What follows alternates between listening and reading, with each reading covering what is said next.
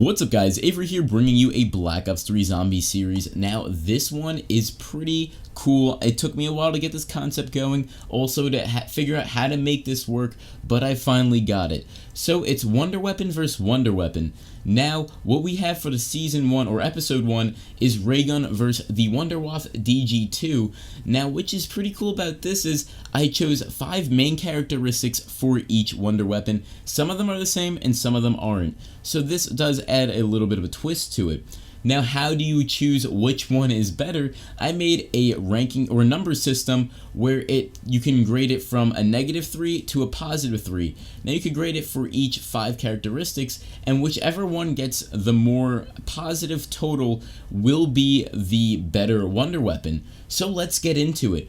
For the Raygun, I chose a -1 for the splash damage because although it is little minor splash damage, it can get you killed if you're trapped or if you're just shooting down at the ground, and that is just not really beneficial in any way. For the Wunderwaffe, I gave a +3 for the run and gun situations.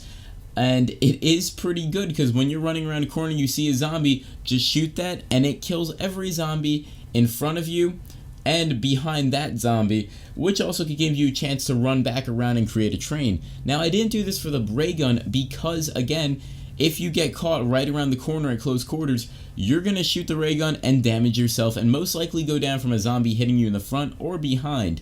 So again, +3 for the Wunderwaffe. Going back to the Raygun, I gave a +3 for quick fire rate, which is very true. And it is pretty good when you want to make a crawler or just annihilate a few zombies in a little good close area. So going back to the Wunderwaffe, I gave a -1 for poor hip fire. Yeah, it does have pretty bad accuracy. It just shoots, it does have a small crosshair and it just goes up, left, down, and you really just want to aim in, although the aiming does take kind of long. So moving on to the Raygun again. For another part, I did a -2 for creating crawlers even when it's pack-a-punched on round 20.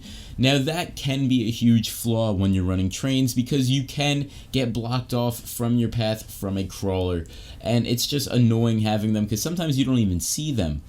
So going to back to the Wunderwaffe, you have a -1 for the splash fire because it does disorient your vision in a sense. Really not that big of a deal, but again, it doesn't help you as much, so I only gave it a -1.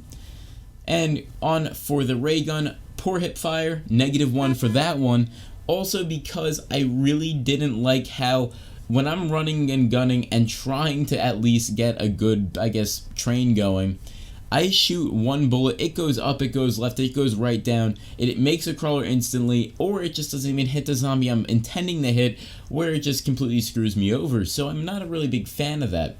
So going back to the Wunderwaffe, I have a +3 where it takes out multiple zombies at once. Now obviously, amazing train weapon, especially when you pack-a-punch it, it gives you a lot of ammo, so if you preserve it, you should be fine.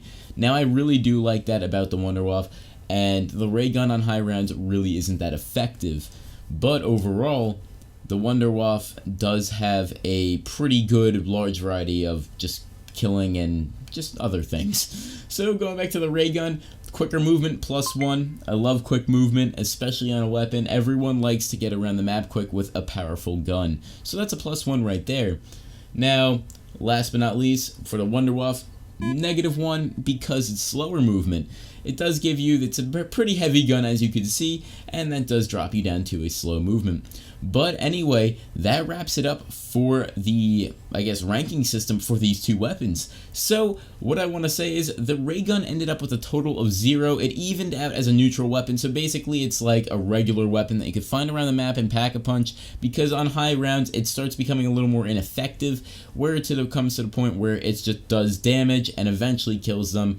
It's like using an LMG basically for quite some time, shooting some zombies in the head, because even on round 25 you're going to get a lot of crawlers.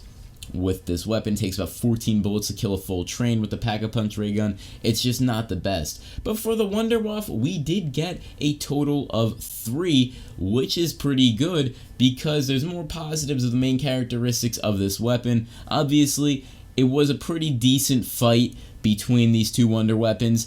But if I want for you guys to basically comment down below what wonder weapons you want me to do next. It could be in any zombies from any Call of Duty. So if you have any weapons, just do a weapon versus weapon, and then if you want, put some main characteristics down and I will take a look at them, and eventually I'll get around to another one of this series. I hope you guys did enjoy this video. I'm Avery and I'm out.